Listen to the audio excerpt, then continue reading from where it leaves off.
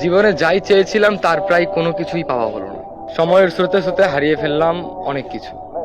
নিজের জীবনের চাওয়া পাওয়া, সুখ শান্তি, স্বপ্ন ইত্যাদি ইত্যাদি অনেক কিছু হারিয়ে ফেললাম। ভালো থাকার চেষ্টায় জীবনে বারবার লড়াই করেছি যে একটু ভালো থাকতে হবে, কিন্তু দুঃখের বিষয়টা হচ্ছে বারবার আমি ব্যর্থ হয়েছি।